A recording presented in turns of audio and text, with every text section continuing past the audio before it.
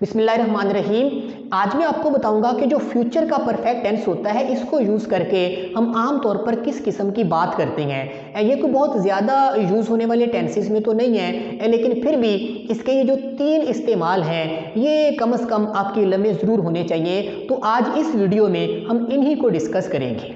Future perfect tense का सबसे पहला इस्तेमाल तो आप ये समझें कि बाज़ात आने वाले दौर में हम कुछ एक्शंस की बात करते हैं और उनके बारे में बताते हैं कि फ़लाँ टाइम तक या फ़लाँ वक्त से पहले पहले वो काम अपनी मुकम्मल हालत को पहुंच चुके होंगे।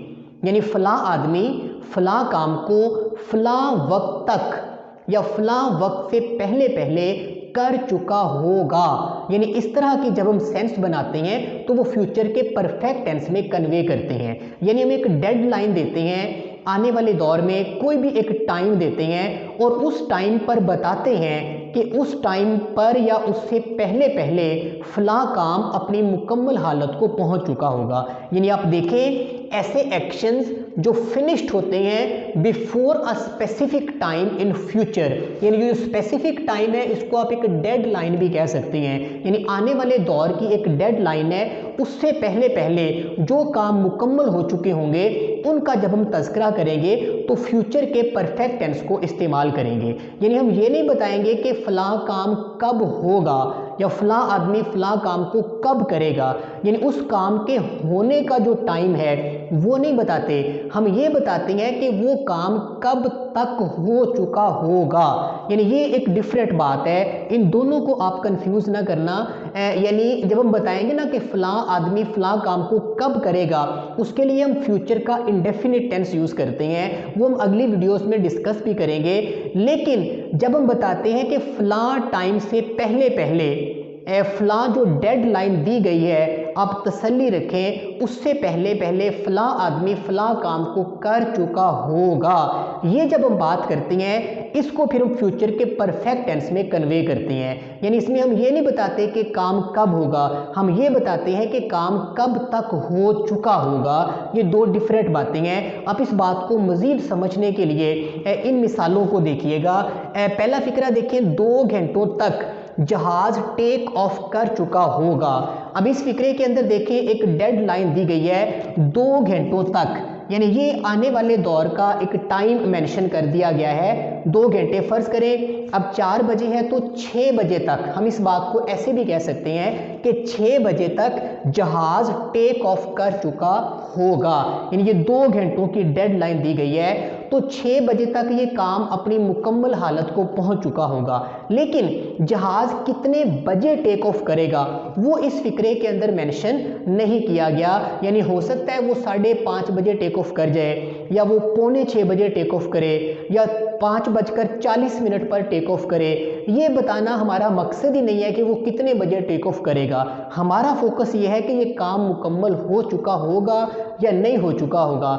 6 बजे की जो डेड लाइन दी गई है उससे पहले पहले बस काम मुकम्मल होना चाहिए। वो 40 मिनट पे होता है, 45 पे होता है, 5:30 बजे होता है, ये हमारा कंसर्न नहीं है। तो 6 बजे की जो डेड लाइन है उससे पहले पहले ये काम अपनी मुकम्मल हालत को पहुंच चुका होगा, ये हम कहना चाह रहे हैं। तो ये फ्यूचर के परफेक्ट टेंस में इस फिक्रे को हम कंपोज करेंगे।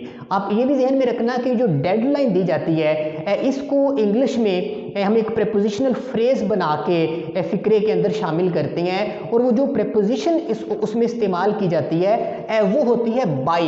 यानी जब आपने ये डेड लाइन देनी है ना 2 घंटों तक, तो इसके लिए फिर आप प्रेपोजिशन इस्तेमाल करेंगे बाई 2 आवर्स। ये डेड लाइन देने का एक तरीका है, ये एक प्रेपोजिशनल फ्रेज है जिसको हम डेड लाइन देने के लिए इस्तेमाल करते हैं। आप इसकी इंग्लिश देखें, the plane will have taken off by 2 hours.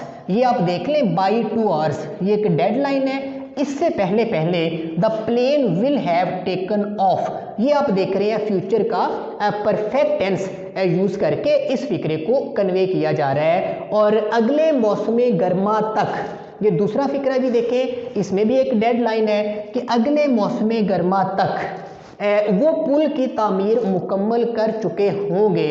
यानी पुल कब तामीर होगा, मार्च के महीने में होगा फरवरी में होगा या अप्रैल के महीने में होगा, ये हम नहीं बता रहे क्या तारीख होगी, कौन सा महीना होगा जब पुल की तामीर मुकम्मल होगी, ये बताना हमारा मकसद ही नहीं है। हम सिर्फ मौसम गर्मा की डेडलाइन की बात कर रहे हैं। उससे पहले पहले आप तसल्ली रखें वो पुल की तामीर का काम मुकम्मल कर चुके होंगे। आपको इसी बात से गर्ज है सुनने वाले को कि मौसम गर्मा से पहले पहले ये काम होगा या नहीं होगा, तो उसकी बात का हम जवाब दे रहे हैं। तो इसको फिर इंग्लिश में हम कंपोज कर रहे हैं बाई नेक्स्ट समर।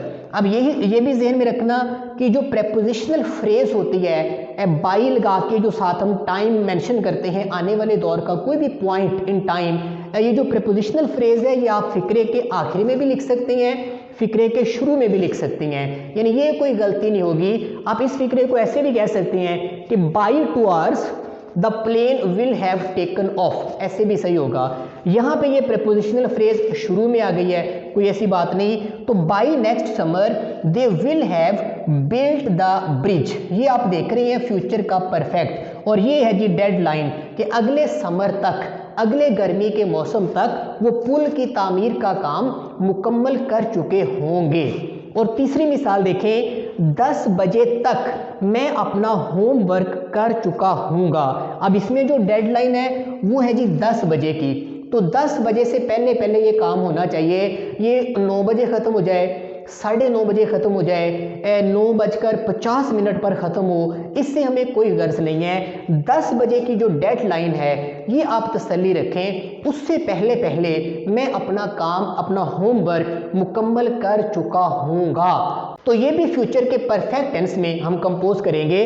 और देखें, by 10 o'clock I shall have finished my homework. तो ये शेल हैव देख लें, आई की वजह से यहाँ शेल यूज़ किया गया है, लेकिन जब हम डेडलाइन देते हैं तो तमाम फिक्रों के अंदर आप विल हैव भी यूज़ कर सकते हैं, ये कोई गलती नहीं होती। तो बाई 10 o'clock 10 बजे से पहले पहले I shall have finished my homework. तो ये फ्यूचर का परफेक्ट स्ट्रक्चर आप यहाँ पर देख रही हैं। और इससे अगला फिक्रा देखें, मार्च 2021 तक वो एक नई जॉब तलाश कर चुकी होगी।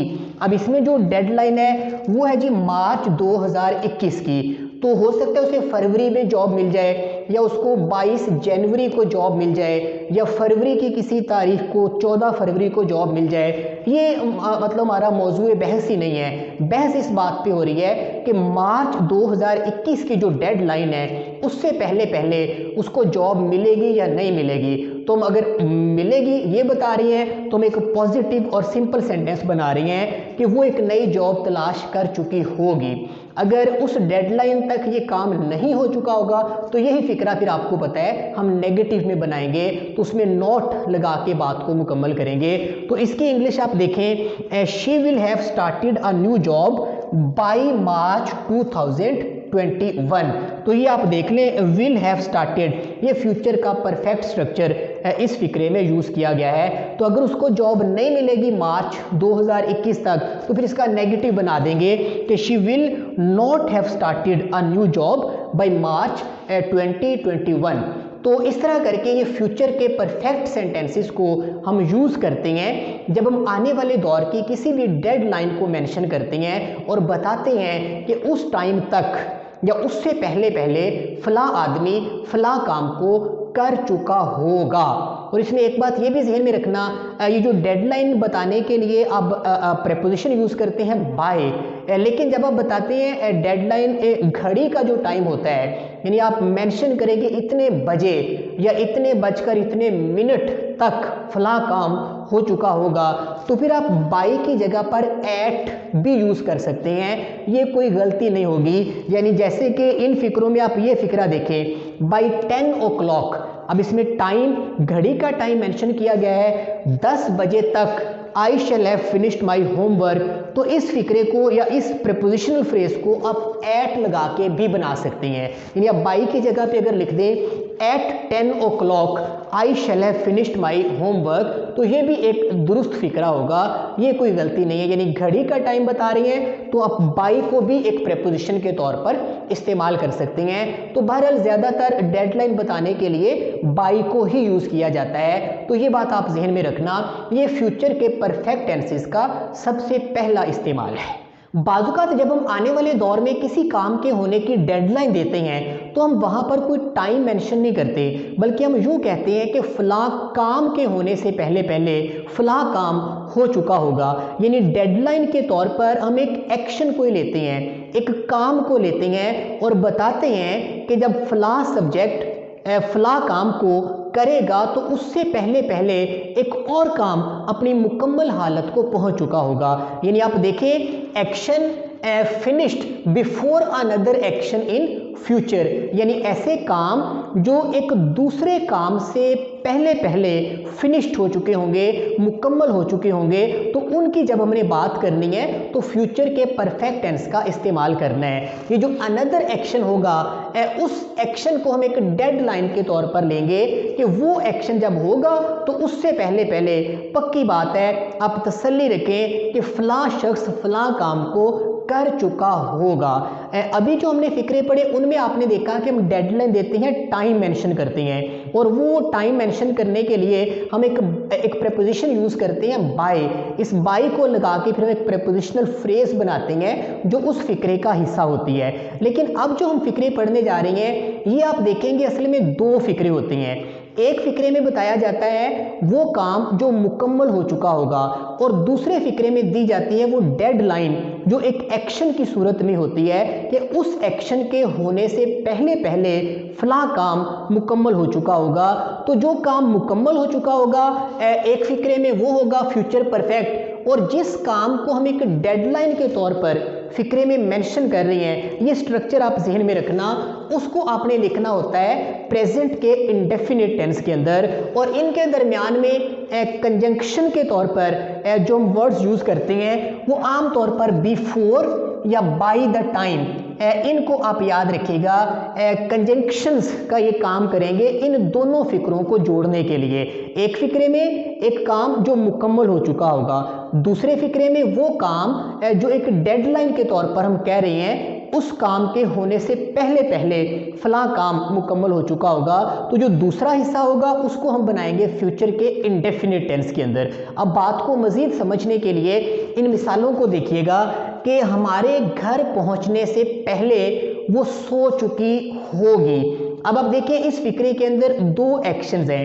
एक एक्शन है हमारा घर पहुंचना और दूसरा एक्शन है उसका सोना। तो ये असल में दो एक्शंस हैं, दो वर्ब्स हैं, तो ये दो फिक्रे हैं, और दोनों फिक्रों के अंदर दोनों एक्शंस के जो सब्जेक्ट हैं वो भी डिफरेंट हैं। घर पहुंचने वाला काम किसने करना है? हमने करना है, और सोने वाला काम वो यानी कोई और सब्जेक्ट है। तो ये दो डिफरेंट सेंटेंसेस हैं, इनको हम जोड़ेंगे किसी कंजंक्शन को यूज़ करके। और इसमें आप देखें जो काम हो चुका होगा पहले, सोने वाला काम, वो कोई बेटी है वो सो चुकी होगी हमारे घर पहुंचने से पहले पहले, यानी हमने घर जब पहुंचना है ये काम बाद में होना है, लेकिन इस काम के होने से पहले ये वाला काम हो चुका होगा। तो जो काम हो चुका होगा इस हिस्से में हम यूज़ करेंगे फ्यूचर के परफेक्ट टेंस को, और जो काम होना है जो एक डेडलाइन के तौर पे इस फिक्रे में मेंशन किया जा रहा है, ये जो काम है इसको आप प्रेजेंट के इंडेफिनिट टेंस के अंदर मेंशन करेंगे। तो आप देखें फिक्रे को, she will have fallen asleep, तो ये आप देख लें विल हैव फॉलन ये फ्यूचर का परफेक्ट टेंस है, और उसके बाद बिफोर और बाय द टाइम, आप इन दोनों में से कोई एक कंजंक्शन यहाँ पर यूज़ कर सकते हैं। और उसके बाद आ गया वी गेट होम, ये वी गेट ये सिर्फ फर्स्ट फॉर्म आप देख रहे हैं। तो ये प्रेजेंट के इंडेफिनिट टेंसेस में आप जानते हैं कि हम कोई हेल्पिंग वर्ब्स नहीं लगाते, सिर्फ फर्स्ट फॉर्म को यूज़ करते हैं। तो ये वाला जो हिस्सा है, ये वाला जो सेंटेंस है ये प्रेजेंट इंडेफिनिट में, और ये वाला जो सेंटेंस है ये फ्यूचर इंडेफिनिट में, और इसमें मतलब जोड़ रहे हैं इनको बिफोर या बाय द टाइम, दोनों में से कोई एक आप यूज़ करें तो ये बात मुकम्मल हो गई। She will have fallen asleep, वो सो चुकी होगी बिफोर वी गेट होम, हमारे घर पहुंचने से पहले पहले। इसी तरह आप दूसरा फिक्रा देखें, उनके नाश्ता करने से पहले मैं अपना काम ख़त्म कर चुका हूँगा। अब ये भी दो फिक्रे हैं, दोनों फिक्रों के अंदर दो डिफरेंट सब्जेक्ट हैं और दो डिफरेंट एक्शंस हैं। पहला जो फिक्रा है वो है नाश्ता करने से पहले, उनके नाश्ता करने से पहले, ये एक अलहदा एक्शन है। और दूसरा एक्शन है काम का ख़त्म होना, ये किसने करना है, मैंने करना है। नाश्ता किसने करना है, उन्होंने करना है। तो ये दो फिक्रें हैं, इन दोनों को आप देखें कैसे जोड़ा गया है। जो काम हो चुका होगा, ये वाला काम हो चुका होगा, ये फ्यूचर के परफेक्ट टेंस में, और जिस काम के होने से पहले ये काम हो चुका होगा उसको जब हमने मेंशन करना है तो प्रेजेंट के इंडेफिनिट टेंस के अंदर। तो आप देख लें, आई शैल हैव फिनिश्ड, ये फ्यूचर का परफेक्ट टेंस आ गया। My work by the time they take breakfast, ये बाई द टाइम या बिफोर, इन दोनों में से कोई एक आप यहाँ पे प्रेपोजिशन के तौर पर कंजंक्शन के तौर पर लगा सकती हैं। तो दे टेक ब्रेकफास्ट, ये प्रेजेंट का इंडेफिनिट टेंस है, यानी उनके नाश्ता करने से पहले, before, by the time they take breakfast, I shall have finished my work. तो इसके बाद देखिए, शरह अमवात में इजाफा होने से पहले साइंसदान इस मर्ज का इलाज दरियाफ्त कर चुके होंगे। ये थोड़ा लेंथी फिक्र है लेकिन मुश्किल नहीं है। शरह अमवात में इजाफा होना, ये एक सेंटेंस हो गया, और साइंसदानों का किसी मर्ज की बात हो रही है, उसका इलाज दरियाफ्त करना, ये दूसरा हिस्सा हो गया।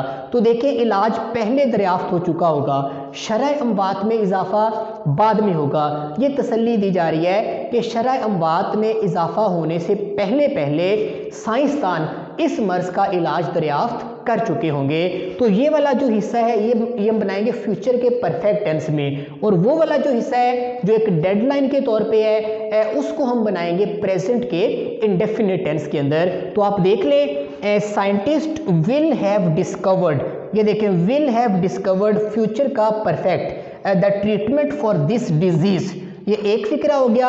और before the death rate increases, ये डेथ रेट सिंगुलर सब्जेक्ट है तो साथ इंक्रीजेस, ये एस लगा के हमने मेन फॉर्म को लिखा है। तो इधर बिफोर या बाय द टाइम, इन दोनों में से कोई एक लगा ले।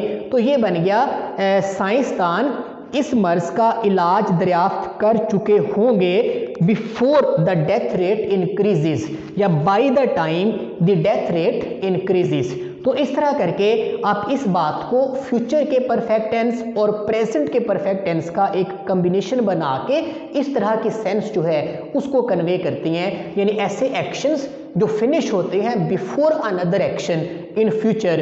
तो जो फिनिश्ड एक्शन है वो फ्यूचर परफेक्ट में, जो अनदर एक्शन है उसको आपने प्रेजेंट के इंडेफिनिट टेंस में कन्वे करना होता है। तो ये फ्यूचर के परफेक्ट टेंस का एक और इस्तेमाल है। बाज़-औक़ात हम फ्यूचर में कुछ एक्शंस के बारे में बताते हैं कि जब ये होंगे, यानी जब फला काम होगा तो उसके होने के साथ ही एक और काम, एक बड़ा काम जो रुका हुआ होगा वो फिर मुकम्मल हो जाएगा।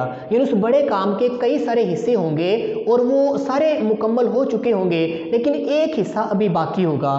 तो जो ही वो हिस्सा भी होगा, वो काम भी होगा, तो वो जो बड़ा काम है वो भी फिर पाया तकमील को पहुंच जाएगा। यानी एक ऐसा एक्शन, एक बड़ा एक्शन जो कंप्लीट होगा by another action in future, यानी वो जो बड़ा एक्शन होगा उसको हम बनाएंगे फ्यूचर के परफेक्ट टेंस में, और जो उस बड़े एक्शन को कंप्लीट करने वाला एक्शन होगा उसको हम फिर बनाएंगे प्रेजेंट के इंडेफिनिट में। यानी इन फिक्रों के अंदर भी आप देखेंगे ये दो सेंटेंसेस होंगे, दो एक्शंस होंगे, और हो सकता है दोनों को करने वाले सब्जेक्ट भी डिफरेंट हो। तो आपने ये देखना होगा कि जो बड़ा काम है उसको आपने लिखना है फ्यूचर के परफेक्ट में, और जो छोटा काम है जो उस बड़े काम का ही हिस्सा होगा उसको फिर आपने लिखना होता है प्रेजेंट के इंडेफिनिट में। और इसको लिखने के लिए फिर आप जो कंजंक्शन के तौर पर इस्तेमाल करते हैं वर्ड्स, वो होते हैं व्हेन और एज सून एज। ये ज़्यादा देखने में आते हैं। आपको मज़ीद समझ आएगी इस बात की जब आप इन एग्जाम्पल्स को देखेंगे। तो पहला फिक्रा देखें, इस किताब को पढ़ने के बाद मैं 20 आप बीतियाँ पढ़ चुका हूँगा।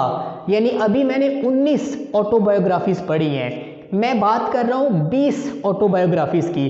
20 अभी मेरी मुकम्मल नहीं हुई हैं, यानी उनमें से एक अभी रहती है। तो वो जो एक रहती है उसको भी जब मैं पढ़ लूँगा तो फिर मैं 20 आप बीतियाँ जो हैं पढ़ने वाला जो काम है उसको मुकम्मल कर चुका हूँगा। यानी ये काम अभी अधूरा है, और ये मुकम्मल कब होगा, जब ये वाला काम जो है ना ये हो जाएगा। जो ही ये होगा उसके होने के साथ ही ये काम भी फिर मुकम्मल हो जाएगा। तो आप देखें जो काम मुकम्मल हो चुका होगा उसको हम बनाएंगे फ्यूचर के परफेक्ट में, और जो काम उसका हिस्सा जो अभी रहता है होने वाला उसके होने की जब हम बात करेंगे तो वो फिर फिक्रा बनाएंगे प्रेजेंट का इंडेफिनिट टेंस यूज करके, और कंजंक्शन साथ लगाएंगे व्हेन और एज सून एज। आप इन फिक्रों को देखें, when I read this book, अब इसमें देख लें ये प्रेजेंट का इंडेफिनिट टेंस मैंने यहाँ पे यूज किया है। तो when I read this book I will have read 20 autobiographies. अब ये विल हैव रेड आप देखें ये फ्यूचर का परफेक्ट टेंस है, ये 20 ऑटोबायोग्राफीज में पढ़ चुका होगा, लेकिन ये 20 कब मुकम्मल होगी, जब मैं इस बुक को भी पढ़ूंगा जो अभी रहती है पढ़ने वाली। अभी मैंने 19 पढ़ी हैं, तो 20 कब होगी, जब वो वाली भी पढ़ लूंगा। तो वो वाला एक्शन जब मुकम्मल होगा तो उसके होने के साथ ही फिर ये वाला एक्शन भी मुकम्मल हो चुका होगा। तो इस तरह की बात जब हम करेंगे तो फ्यूचर के परफेक्ट टेंस को एक साइड पे यूज करेंगे, दूसरी साइड पे फिर पास्ट के इंडेफिनिट को यूज करेंगे। एक और मिसाल देखें, जो ही तुम इस सबक को पढ़ लोगे हम अपना कोर्स मुकम्मल कर चुके होंगे। यानी टीचर बच्चों को बता रहा है कि हमने काफ़ी सारे लेसन्स पढ़ लिए हैं, एक लेसन अभी बाकी रहता है। तो जो ही हम इस लेसन को पढ़ेंगे, ये आने वाले दौर में पढ़ेंगे, कल पढ़ेंगे या परसों पढ़ेंगे, हफ्ता बाद पढ़ेंगे, जो ही हम इस लेसन को भी पढ़ लेंगे तो हम अपना कोर्स मुकम्मल कर चुके होंगे।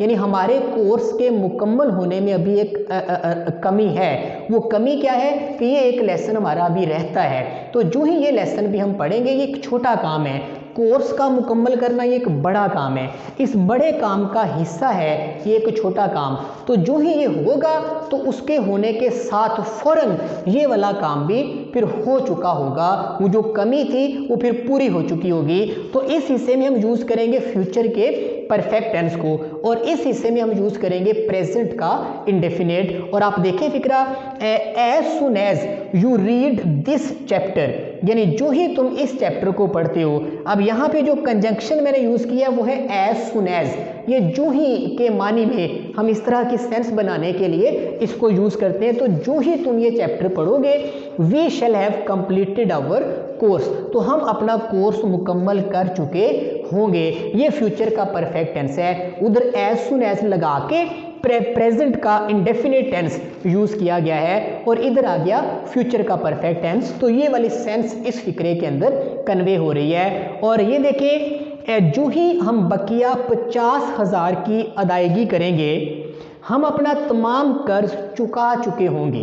यानी कर्ज हम पे कर रहे हैं थोड़ा थोड़ा करके, बस उसमें से 50,000 रुपये रह गए हैं। कर्ज ज़्यादा था, फर्ज करें वो 10 लाख रुपया था, तो 9.5 लाख हमने पे कर दिया है, 50,000 अभी रहते हैं। तो जो ही हम ये 50,000 भी दे देंगे आने वाले दिनों में, तो हम अपना तमाम कर्ज चुका चुके होंगे। यानी ये काम अभी नामुकम्मल है, इसके मुकम्मल होने में कमी किस चीज़ की है, 50,000 रुपये बस रहते हैं। जो ही हम वो भी अदा करेंगे तो ये काम फिर मुकम्मल हो चुका होगा। तो इस हिस्से में हम यूज़ करेंगे प्रेजेंट का इंडेफिनिट, और इस हिस्से में हम यूज़ करेंगे फ्यूचर का परफेक्ट टेंस। ये इधर आपने 50,000 की अदायगी करेंगे, तुम इस सबों को पढ़ लोगे, ये गे को देख के आपने कंफ्यूज नहीं होना कि ये हिस्सा भी फ्यूचर में बनाएंगे, नहीं, इधर आपने प्रेजेंट का इंडेफिनिट टेंस यूज करना है। जो छोटा काम है, जो होना है, उसके होने की वजह से एक बड़ा काम मुकम्मल होना है। तो जो बड़ा काम है उसको आप बनाएंगे फ्यूचर के परफेक्ट टेंस में, और ये जो छोटा काम है इसको आप बनाएंगे प्रेजेंट के इंडेफिनिट टेंस के अंदर। ये उर्दू में इस तरह लिख सकते हैं, लेकिन इंग्लिश में आपने सिर्फ प्रेजेंट के इंडेफिनिट को ही यूज करना होता है। तो आप देखें, एज सुन एज वी पे द रिमेनिंग ₹50,000, ये देख ले एज सुन एज, इसमें कंजंक्शन आ गई, और वी पे द रिमेनिंग ₹50,000, ये प्रेजेंट का इंडेफिनिट टेंस मैंने यहाँ पे यूज किया है। और दूसरे हिस्से में आप देख रहे हैं शैल हैव पेड, ये फ्यूचर का परफेक्ट टेंस है कि हम ये तमाम कर्जा अदा कर चुके होंगे, लेकिन उसके लिए जो कमी अभी बाकी रहती है वो 50,000 रुपये की कमी है, वो जब हम अदा करेंगे तो जो ही ये अदा करेंगे फौरन ये वाला काम भी हो जाएगा, यानी ऐसा एक्शन जो कंप्लीट होगा बाय अनदर एक्शन, यानी ये अनदर एक्शन है 50,000 जब अदा करने हैं, और बड़ा एक्शन क्या है, कर्जा अदा करना है, वो मुकम्मल होगा इस 50,000 की अदायगी के होने के साथ ही। तो इस तरह की जब हम बात करते हैं तो ये भी आप एक कम्बिनेशन, एक स्ट्रक्चर ज़हन में रखना, इसमें भी हम फ्यूचर के परफेक्ट टेंस को इस्तेमाल करते हैं। तो मुझे उम्मीद है कि आपको फ्यूचर परफेक्ट टेंस का जो आम इस्तेमाल है उसकी तो समझ आ चुकी है। अब अगली वीडियोस में हम देखेंगे कि जो इंडेफिनिट टेंसेस होते हैं उनको यूज़ करके हम किस किस्म की बात करते हैं या किस तरह की सेंस बनाते हैं, ये हमारे अगली वीडियोस के टॉपिक्स होंगे। तो फिलहाल इजाज़त दीजिए, अल्लाह हाफिज़।